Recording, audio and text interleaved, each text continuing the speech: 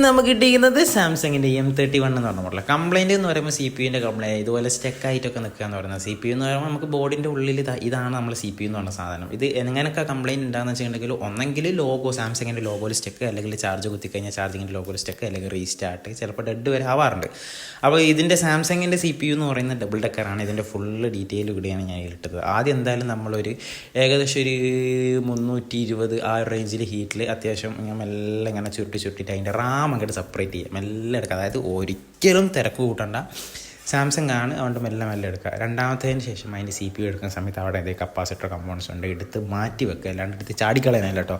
ആ എടുത്ത് മാറ്റി വെച്ചിട്ട് നമ്മൾ ഇതേപോലെ മെല്ലെ അതിൻ്റെ ഉള്ളിൽ നിന്ന് ഇതേപോലെ നമ്മളിങ്ങനെ ഉള്ളിലേക്ക് കയറ്റിയിട്ട് അതിൻ്റെ സി പി യും പൊക്കുക. ഒരിക്കലും തിരക്ക് കൂട്ടണ്ട, മെല്ലെ ചെയ്താൽ മതി. തിരക്കിട്ടിട്ട് ഊത്തി ഇങ്ങോട്ട് കയറ്റിയിട്ടുണ്ടെന്നുണ്ടെങ്കിൽ ഉള്ളത്തെ പ്രിൻ്റ് ഓൾറെഡി പോവും, അതെന്തായാലും പോകും. എന്ന് വെച്ചിട്ടുണ്ടെങ്കിൽ അത് ഗ്രൗണ്ടോ അല്ലെങ്കിൽ നോ കണക്ഷനോ പോവാം. പക്ഷെ നമ്മൾ തിരക്കാക്കി കഴിഞ്ഞ് കഴിഞ്ഞാൽ ചിലപ്പോൾ കണക്ഷൻസും പോവും, അങ്ങനെ പ്രശ്നമുണ്ട്. അതെല്ലാം എടുത്ത് കഴിഞ്ഞതിന് ശേഷം നമ്മൾ നേരെ അയൺ എടുക്കുക, എന്നിട്ട് ലേശം ഫ്ലെക്സ് ആക്കിയിട്ട് എല്ലാ ഭാഗത്തും ആക്കി കൊടുക്കുക. എന്നതിന് ശേഷം ഒരു ഇത്തിരി ലെഡ്, അത് 138 ലെഡ് എടുക്കുക. എന്നതിന് ശേഷം ഒരു 280 അല്ലെങ്കിൽ 320 ഹീറ്റ് ഇട്ടിട്ട് അയൺ കൊണ്ട് എല്ലാ ഭാഗത്തും എന്താക്കുക, ആ ലെഡാക്കി കൊടുക്കുക. ഈ പറ്റിപ്പിടിക്കുന്ന ഭാഗത്തൊക്കെ, അതായത് നമ്മളത് ഇത് ചെയ്യാന്ന് പറയാം, മറ്റേ മിക്സാക്കുക, അങ്ങനെ എന്ത് ചെയ്യുക. എന്നതിന് ശേഷം നമ്മൾ വിക്ക് എടുത്തിട്ട് ക്ലീൻ ചെയ്യാൻ ചില സാധനമൊക്കെ കട്ട് ചെയ്ത്, അതായത് കുറേ ലോങ് ആയി പോകേണ്ട വെച്ചിട്ട് ഓൾറെഡി ഈ വീഡിയോ 14 മിനിറ്റ് എങ്ങാനുണ്ട്, അപ്പോൾ അധികം ലോങ് ആയി പോകേണ്ടെന്ന് വെച്ചിട്ടാണ്. എന്നതിന് വെച്ചാൽ വിക്ക് എടുത്തിട്ട് നമ്മൾ റോസിൻ ഫ്ലെക്സ് ഉണ്ടെന്നുണ്ടെങ്കിൽ റോസിൻ ഫ്ലെക്സിൽ മുക്കിയിട്ട് ഇതേപോലെ വടിച്ചെടുക്കുക. നല്ലോണം എത്രത്തോളം പെർഫെക്റ്റ് ആയിട്ട് ക്ലീൻ ആക്കാൻ പറ്റുമോ അത്രത്തോളം പെർഫെക്റ്റ് ആയിട്ട് ക്ലീൻ ചെയ്യുക. എന്നതിന് ശേഷമൊക്കെ നമ്മൾ, അതായത് ഓരോ ക്ലീനിങ് കഴിഞ്ഞതിന് ശേഷം അതിൻ്റെ വേസ്റ്റ് എടുത്ത് ഒഴിവാക്കിയിട്ട് ടിന്നർ കൊണ്ട് മാക്സിമം അരച്ച് നല്ലോണം ക്ലീൻ ചെയ്യുക. അതായത് നല്ല മൊഞ്ചാക്കി കളയുക, അതാണ് ഏറ്റവും ബെറ്റർ. എത്രത്തോളം ക്ലീൻ ചെയ്യുക അത്രത്തോളം നല്ലോണം ക്ലീൻ ചെയ്യുക, അങ്ങനെ പ്രശ്നമുണ്ട്. എന്നതിന് ശേഷം നമ്മളിത് സി പി യുവിൻ്റെ മുകളിൽ ഗമ്മം ലഡ്ഡു ഉണ്ടാവും. ചില ആൾക്കാർ സി പി യുവിൻ്റെ മുകളിലേക്ക് ഇതേപോലെ ഒരു 230 അല്ലെങ്കിൽ 260 ഹീറ്റ് അടിച്ചിട്ട് മറ്റേ ചെത്തുന്ന സാധനം കൊണ്ട് ചെത്തും. ഞാനിത് അധികം അയൺ കൊണ്ടാണ് ചിലത് ചെത്താറ്. ഇതിപ്പോൾ ഒരു 250 ഹീറ്റ് വിട്ട് അയണാണെന്നുണ്ടെങ്കിൽ ഒരു 240 ചൂട് വിട്ടിട്ട് മെല്ലെ അത് അമർത്തണ്ട, ജസ്റ്റ് ഇങ്ങനെ തൊടുമ്പോഴത്തേക്ക് തന്നെ നമ്മളിതിൻ്റെ മുകളിലത്തെ ആ ഗമ്മും അതുപോലെ തന്നെ ആ ലഡും കാര്യങ്ങളൊക്കെ ഇങ്ങനെ ചെത്തിങ്ങി പോകുന്നുള്ളൂ. അതുകൊണ്ട് മെല്ലെ ഇതാക്കി അധികം അമർത്താൻ നിൽക്കരുത് കേട്ടോ. അതുകൊണ്ട് മെല്ലെ ചെത്തിങ്ങി എടുക്കുക. അങ്ങനെ കറക്റ്റ് എടുത്ത് കഴിഞ്ഞിട്ടുണ്ടെങ്കിൽ ഐസ് നല്ല ക്ലീൻ ആയിട്ട് വരും. എത്രത്തോളം, ഞാൻ വീണ്ടും പറയുകയാണ്, നമ്മൾ ഈ സാധനങ്ങളൊക്കെ എത്രത്തോളം നീറ്റായിട്ട് ചെയ്യുന്നു അത്രത്തോളം സേഫാണ്. അതേപോലെ തന്നെ നമ്മൾ തിരക്ക് പിടിച്ച് ചെയ്യേണ്ട യാതൊരു ആവശ്യമില്ല. ചില ആൾക്കാർ പറയും ഞാൻ 1 hour വെച്ചിട്ട് ചെയ്യും, 2 മണിക്കൂറുണ്ട് ചെയ്യും, 3 മണിക്കൂറുണ്ട് ചെയ്യും. അത് ഓരോരുത്തരുടെ സ്കില്ലാണ്, ഇല്ലയെന്ന് ഞാൻ പറയുന്നില്ല. പക്ഷേ സ്റ്റാർട്ടിങ്ങിലേ ചെയ്യാൻ പോകുന്ന ഒരാൾ എനിക്ക് 1 hour കൊണ്ട് ചെയ്യണം, 2 hour കൊണ്ട് ചെയ്യണം എന്ന് വിചാരിച്ചിട്ട് ചാടിക്കടി ചെയ്യാമെന്നുണ്ടെങ്കിൽ അത് നമുക്ക് പിന്നെ ചെയ്യാനുള്ള നമ്മളെ മടിയായിപ്പോൾ, പിന്നെ അത് ചെയ്യാൻ പറ്റില്ല, ഫുള്ള് മടിഞ്ഞു. അപ്പോൾ അതുകൊണ്ട് ആദ്യമായിട്ട് ചെയ്യുന്ന ഒരാളാണെന്നുണ്ടെങ്കിൽ നല്ലോണം ശ്രദ്ധിക്കുക. എന്നതിന് ശേഷം ഇതേപോലെ നമ്മൾ ബ്രഷും ഉണ്ട്, ഈ സ്റ്റീലിൻ്റെ ബ്രഷും ഉണ്ട്, നമ്മൾ ജസ്റ്റ് ടിന്നറിൽ മുക്കിയിട്ട് മെല്ലെ ഒന്ന് ഉരച്ചു കൊടുക്കുക. മെല്ലെ ഉരച്ചാൽ മതിട്ടോ, അധികം അമർത്താൻ നിൽക്കണ്ട, ജസ്റ്റ് ചെറുതായിട്ടൊന്ന് ഉരച്ചു കൊടുക്കുക. അന്നേരം നമ്മൾ കയ്യെ എന്താ പറയുക, ബ്ലാക്ക് ആയിട്ട് കിടക്കുന്ന സാധനമൊക്കെ ഒന്ന് ക്ലിയർ ആയിട്ട് വരുന്ന മൈക്രോസ്കോപ്പിൽ നോക്കി കഴിഞ്ഞാൽ കാണാം. എന്നിട്ട് ഇത്തിരിയും കൂടി ലെഡ് അതിൻ്റെ മുകളിൽ ഇട്ടിട്ട് കുറച്ചും കൂടി നമ്മൾ, അതായത് 138 തന്നെ ലെഡ് ഇട്ടിട്ട് കുറച്ചും കൂടി ഫ്ലെക്സ് കൂടി മിക്സ് ആക്കി കഴിഞ്ഞതിന് ശേഷം ഒന്നും കൂടി നല്ലോണം ഒന്ന് എല്ലാ ഭാഗത്തേക്കും, അതായത് ആവും ചിലത് ഇങ്ങനെ നമ്മൾ തൊടുമ്പോഴത്തേക്ക് തന്നെ ഒരുപാട് ഭാഗത്തൊക്കെ ഇങ്ങനെ പറ്റി പിടിക്കും. മാക്സിമം പറ്റി പിടിപ്പിക്കാൻ നോക്കുക, അതായത് കോണ്ടാക്റ്റ് ആക്കാൻ നോക്കുക. എന്നതിന് ശേഷം ഇങ്ങനെ വരച്ച് ലെവലാക്കി കൊടുക്കുക. ഇങ്ങനെ അയൺ കൊണ്ട് തന്നെ, അതും അയൺ ഒരു 280 270 ഇട്ടാൽ മതി. 300 മുകളിലേക്ക് ആക്കേണ്ട ആവശ്യമില്ല കേട്ടോ. നമ്മൾ ഐസിൻ്റെ മുകളിലേക്ക് നമ്മൾ അയൺ ടച്ച് ചെയ്യുന്ന സമയത്ത് ഹീറ്റ് എപ്പോഴും കുറക്കുക, അതാണ് നമ്മൾ ഏറ്റവും നല്ലത്.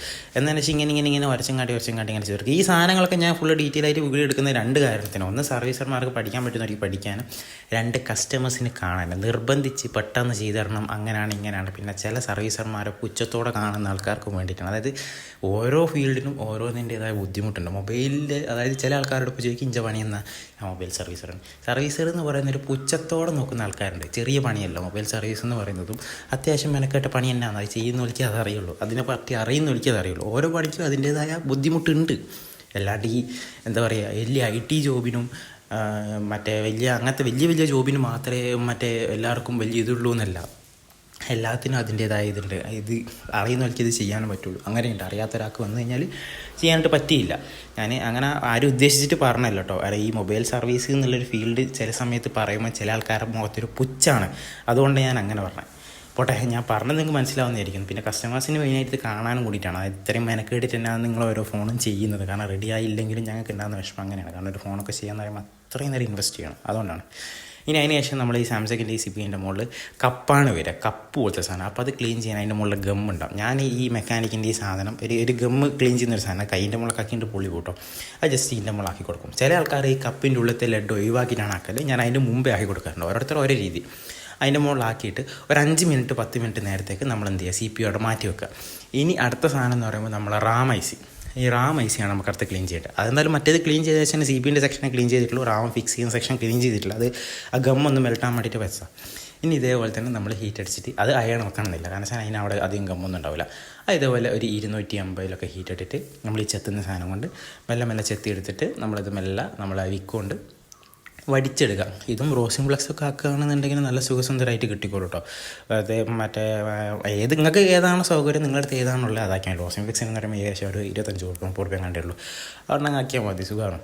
പിന്നെ എന്നതിന് ശേഷം ഇതേപോലെ ബ്രഷ് ഇട്ടിട്ട് നല്ലോണം ക്ലീൻ ചെയ്ത് കൊടുക്കുക. അതും ഇങ്ങനെ സെറ്റായി ക്ലീൻ ചെയ്യുക, അതായത് അതിൻ്റെ മുകളിൽ ഗമ്മോ കാര്യങ്ങളോ ഉണ്ടാവരുത്, ലെഡോ കാര്യങ്ങളൊന്നും ഇല്ലാണ്ട് നല്ല നൈസായിട്ട് നമ്മൾ തൊടുന്ന സമയത്ത് ടൈൽസിനെ പോലെ തന്നെ മിനിങ്ങി നിൽക്കാൻ പറ്റില്ല. അത് ബോർഡിൻ്റെ മുകളിലായാലും ICൻ്റെ മുകളിലൊക്കെ അങ്ങനെ ആവണം. എന്നതിന് ശേഷം അത് മാറ്റിയിട്ട് നമ്മൾ നേരത്തെ ആ മെക്കാനിക്കിൻ്റെ സാധനങ്ങൾ ഇട്ടിട്ട് ഫുള്ള് മറ്റേ ഗം ഇതാൻ വേണ്ടിയിട്ട് ഇട്ടുകല്ലോ. അതിന് ശേഷം അത് ഇതുപോലെ ബ്രഷ് എടുത്തിട്ട് വുഡിൻ്റെ ബ്രഷ് എടുക്കുക, ഉരക്കുക. അതായത് ടിന്നർ മുക്കുക. ഈ ഉരക്കലിന് എന്ത് ചെയ്യണം, അതിൻ്റെ മുകളിലത്തെ ഗം അങ്ങോട്ട് പോകണം. ആ രീതിയിൽ ഉരക്കുക.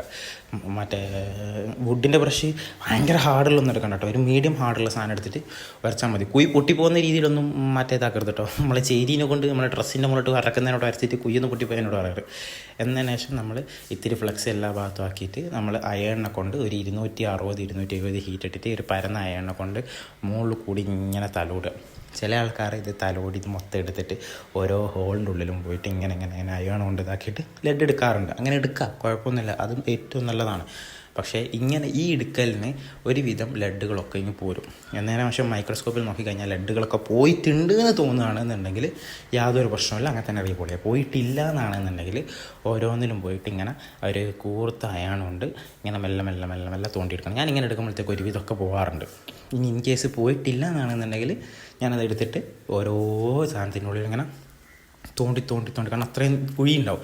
അതിൽ ചെറിയ ആണ് കണക്ഷൻസ്, വലിയ ഗ്രൗണ്ടാണ്. അപ്പോൾ ചെറിയ മൊത്തം മാക്സിമം ക്ലിയർ ചെയ്യും. എന്നതിന് ശേഷം ഇതേപോലെ നമ്മൾ ആ കപ്പ് നിറച്ചു കൊടുക്കുക. അതായത് മറ്റേ PPD 183 PPD മറ്റേ ഡ്രൈ ആക്കിയിട്ട് നമ്മളിങ്ങനെ ഇതുകൊണ്ട് ഇങ്ങനെ ഉള്ളിലേക്ക് ഇങ്ങനെ നിറച്ചു കൊടുക്കുക, ഇങ്ങനെ ഫില്ല് ചെയ്ത് കൊടുക്കുക. അങ്ങനെ അവർക്ക് നിങ്ങൾക്ക് മനസ്സിലാകുന്നുണ്ടല്ലോ. എന്നതിന് ശേഷം തുണി കൊണ്ട് നല്ല വൃത്തിക്ക് തുടച്ചിട്ട് ഒരു 270-250 ഹീറ്റ് ഇട്ടിട്ട് സാധനം എല്ലാം അങ്ങോട്ട് ചൂടായി കൊടുക്കുമ്പോൾ എല്ലാ സാധനവും ബോൾ കറക്റ്റായിട്ട് നിൽക്കുന്നത് കാണാം. ഇൻ കേസ് ഏതെങ്കിലും ഇളകി പോയിട്ടുണ്ടെന്നുണ്ടെങ്കിൽ ജസ്റ്റ് ഒന്നും കൂടെ ഇളക്കി അവിടെ വെച്ചെടുത്ത് കഴിഞ്ഞാൽ സാധനം ഓക്കെയോ. ഫസ്റ്റത്തെ റീബോളിൽ തന്നെ ചിലപ്പോൾ സാധനം ഫുള്ളായിട്ട് സെറ്റ് ആവണമെന്നില്ല, ഒന്നും കൂടി റീബോൾ ചെയ്യുന്നത് നല്ലതാണ്. ഞാൻ ഒറ്റ റീബോളിങ്ങിൻ്റെ മാത്രമേ ഇട്ടിട്ടുള്ളൂ എന്ന് മാത്രം. എന്നതിന് ശേഷം നേരെ കുമ്പിടുത്തിയിടുക, സ്റ്റെൻസിൽ വെക്കുക, CPUൻ്റെ സാധനം റീബോൾ ചെയ്യുക.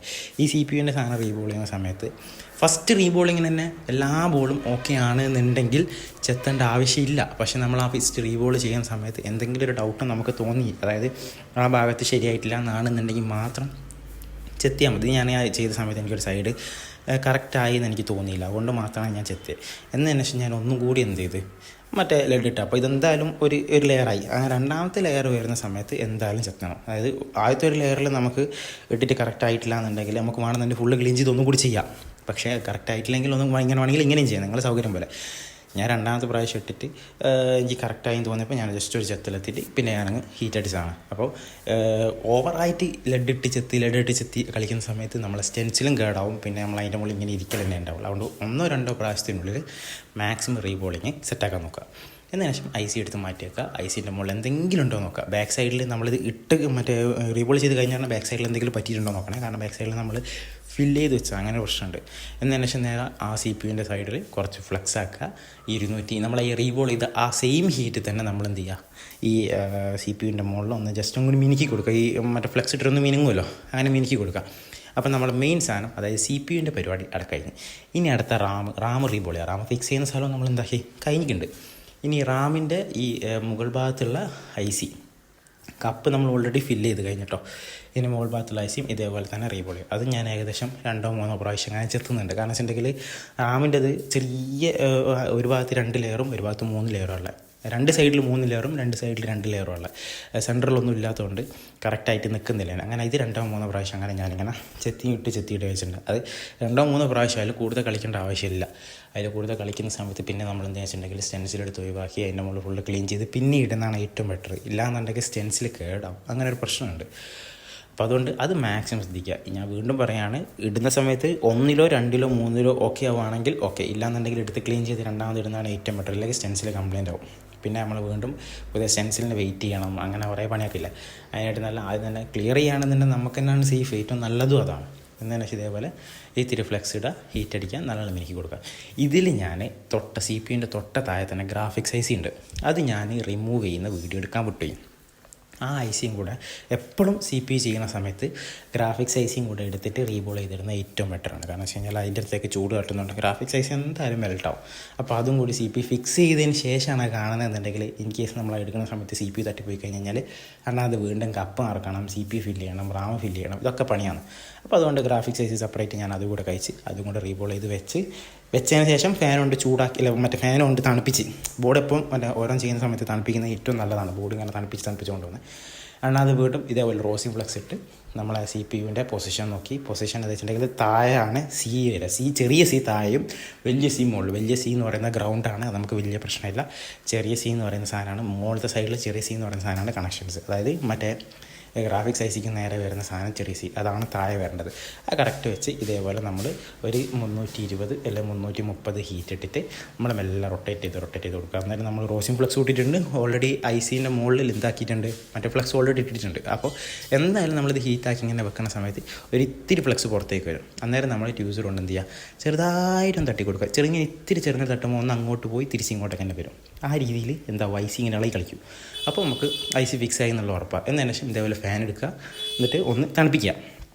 ബോർഡ് വീണ്ടും അതായത് നമ്മൾ അടുത്ത IC ഫിക്സ് ചെയ്യുന്നവരെ നമ്മൾ എന്ത് ചെയ്യുക, ബോർഡൊന്ന് തണുപ്പിച്ചേക്കുക. ഇപ്പം ഞാൻ തണുപ്പിക്കുന്നത് എന്തിനാ വെച്ചിട്ടുണ്ടെന്നുണ്ടെങ്കിൽ രണ്ടാമത്തെ മറ്റേ RAM ഇടുന്ന സമയത്ത്, RAM ഇടുന്നതിന് തൊട്ട് മുമ്പ് ഞാൻ ഈ സാധനം ഫോണിലിട്ട് സിസ്റ്റത്തിൽ കണക്ട് ചെയ്ത് നോക്കി, സിസ്റ്റത്തിലെടുത്ത് നേരെ മീറ്ററിൽ കണക്ട് ചെയ്ത് നോക്കി, മീറ്ററിൽ 100 സ്റ്റെക്കാണോ നോക്കി, സ്റ്റെക്കാണോ ഓക്കെ. എന്നതിന് ശേഷമാണ് രണ്ടാമത്തെ RAM ഫിക്സ് ചെയ്യുന്നത്. ആ വീഡിയോ കൂടി ഇതിൽ ഏഡാക്കിയിട്ടില്ല എന്ന് മാത്രം ഞാൻ പറഞ്ഞിരിക്കും, ഓക്കെ.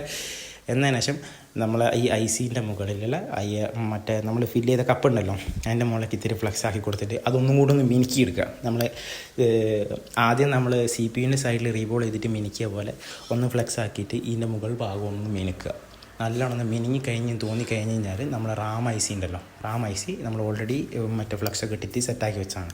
ആ IC അതിൻ്റെ മുകളിൽ വെക്കുക. വീണ്ടും പറയുന്നത് ചെറിയ C താഴെ നോട്ട് ചെയ്യണേ, C അങ്ങോട്ടും ഇങ്ങോട്ടും മാറി പോകത്തെ. ചെറിയ C താഴെയാണ് വരിക. എന്തായാലും കറക്റ്റ് നോക്കിക്കഴിഞ്ഞാൽ മനസ്സിലാവില്ല, ചെയ്യുമ്പോൾ നമുക്ക് എന്തായാലും നോക്കിക്കഴിഞ്ഞാൽ മനസ്സിലാവും. എടുക്കുന്ന സമയത്ത് നോട്ട് ചെയ്താൽ മതി. ഓരോ ഫോണിൻ്റെ ഓരോ മോഡലിന് എങ്ങനെയാണെന്നുള്ളത് 1-2 പ്രാവശ്യം നോട്ട് ചെയ്ത് കഴിഞ്ഞാൽ തന്നെ മനസ്സിലാവും. അതും ഇതേപോലെ തന്നെ കറക്റ്റ് വെച്ച് ഒരു 320 ഹീറ്റ് ഇട്ടിട്ട് നമ്മളിങ്ങനെ ഹീറ്റാക്കുന്ന സമയത്ത് നമ്മൾ അതിൻ്റെ ഉള്ളിലും ഫ്ലക്സ് ഉണ്ട്. അതായത് രണ്ടാമത്തെ ലെയർ നമ്മൾ അത്യാവശ്യം ഫ്ലക്സും കാര്യങ്ങളൊക്കെ വന്നിട്ട് സെറ്റാക്കിയതാണ്. ഓവർ ഫ്ലക്സ് ആയി കഴിഞ്ഞ് കഴിഞ്ഞാൽ തോണി പോകുന്നിട്ട് അങ്ങോട്ട് പോകും. അപ്പോൾ അതിങ്ങനെ ഹീറ്റ് അടിക്കുന്ന സമയത്ത് അതിൻ്റെ ഉള്ളിൽ നിന്ന് ചെറുതായിട്ട് ഇങ്ങനെ ഒലിച്ച് വരും, ഇങ്ങനെ ഫ്ലക്സ് ഇങ്ങനെ പുറത്തേക്ക് വരും.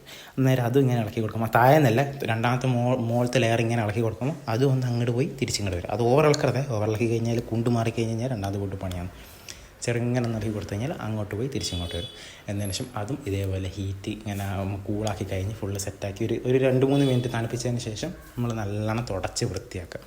ഫുള്ള് മറ്റേ അതിൻ്റെ മുകളിലുള്ള ഫ്ലെക്സ് കാര്യങ്ങളൊക്കെ നമ്മൾ തുണി കൊണ്ടോ ബ്രഷ് കൊണ്ടോ എന്തുണ്ടാച്ചിട്ടുണ്ടെങ്കിൽ ഫുള്ള് തുടച്ച് ഫുള്ള് ക്ലീനാക്കി. ചിലപ്പോൾ ക്യാമറേൻ്റെ സൈഡിലേക്കൊക്കെ അതിൻ്റെ ഫ്ലെക്സ് ഇങ്ങനെ ഇറങ്ങി നിന്നിട്ടുണ്ടാവും, ക്യാമറേൻ്റെ കണ്ടറിൻ്റെ സൈഡിലേക്കൊക്കെ. അത് നല്ലോണം ശ്രദ്ധിക്കുക, ഫ്ലെക്സ് എവിടെയൊക്കെ ഉണ്ടോ അതൊക്കെ ഫുള്ള് ക്ലീൻ ചെയ്യുക. അതായത് ബോർഡ് തണിഞ്ഞതിന് ശേഷം. അതുകൊണ്ട് ഞാൻ ഫാൻ വെക്കുന്നതിൻ്റെ കാരണം വെച്ചിട്ടുണ്ടെങ്കിൽ ഫാനിൻ്റെ കാറ്റ് കൊണ്ട് പെട്ടെന്ന് ബോർഡ് തണിയും. ഇല്ലെങ്കിൽ നമ്മൾ 10-15 മിനിറ്റ് ഇങ്ങനെ ഇരിക്കേണ്ടി വരും. ഫുള്ള് തണുപ്പിച്ചതിന് ശേഷം ബോർഡ് അതിൻ്റെ മുകളിൽ ഫിക്സ് ചെയ്യുക, കണക്ട് ചെയ്ത്. ഞാൻ ഡയറക്റ്റ് നേരെ ചെയ്ത് കഴിഞ്ഞ് തണുച്ചതിന് ശേഷം നേരെ അങ്ങോട്ട് കണക്ട് ചെയ്ത് സാധനത്തിന് ചാർജ് കയറുന്ന ചിഹ്നം വന്നു. നേരത്തെ ഒന്നും വന്നിക്കില്ല. സാധനം ഓണാക്കി M31 എന്ന ലോഗം വന്ന് സാംസങ്ങിൻ്റെ ലോഗോ വന്ന്. കാരണം ആ സാംസങ്ങിൻ്റെ ലോഗോയിലാണ് ഇത് അധികം സ്റ്റെക്കാറ്, അല്ലെ ചാർജിങ്ങിൻ്റെ ലോഗോയിലാണ് സ്റ്റെക്കാറ്. ഇതിപ്പോൾ സാംസങ്ങിൻ്റെ ലോഗോ വന്ന് സാധനം ഓണായി. ഇത് ഓണായ സമയത്ത് ഇത് ഓൾറെഡി കസ്റ്റമർ ആ ഒരു ലോഗോ സ്റ്റെക്ക് വന്നപ്പോൾ ഏടോ കൊടുത്തിട്ട് ഫോർമാറ്റ് ചെയ്യുക, സോഫ്റ്റ്വെയർ എന്തോ ചെയ്തിട്ടുണ്ടെന്ന് തോന്നുന്നു. എനിക്ക് ഇങ്ങനെയാണ് വന്നത് കണ്ടീഷൻ. സാധനം ഓണാക്കി ഇനിയിപ്പോൾ എന്താ ലോഗോ കാര്യങ്ങൾ എനിക്കറിയില്ല. അതുകൊണ്ട് നേരെ ഇതിൽ സ്റ്റാർ അടിച്ചിട്ട് അതിൻ്റെ front camera, back camera, speaker കാര്യങ്ങളൊക്കെ ചെക്ക് ചെയ്ത് സാധനം ഫുള്ള് ഓക്കെ ആയിട്ടുണ്ട്. അപ്പോൾ ഇതുപോലത്തെ ആയിരിക്കും എന്തെങ്കിലും കംപ്ലയിൻറ്റ് ഉണ്ടെന്നുണ്ടെങ്കിൽ താഴെ ഞാൻ എൻ്റെ നമ്പർ കൊടുക്കുന്നുണ്ട്, അതുമായിട്ട് കോൺടാക്ട് ചെയ്താൽ മതി. ഇപ്പോൾ ഈ വീഡിയോ ഉപകാരപ്പെടുമെന്ന് വിചാരിക്കുന്നു. ഈ സാധനമൊക്കെ ഇപ്പോൾ ഞാനും ഹാപ്പി, കസ്റ്റമർ ഹാപ്പി. അപ്പോൾ വീഡിയോ ഇഷ്ടപ്പെട്ട് കഴിഞ്ഞാൽ സപ്പോർട്ട് ചെയ്യുക.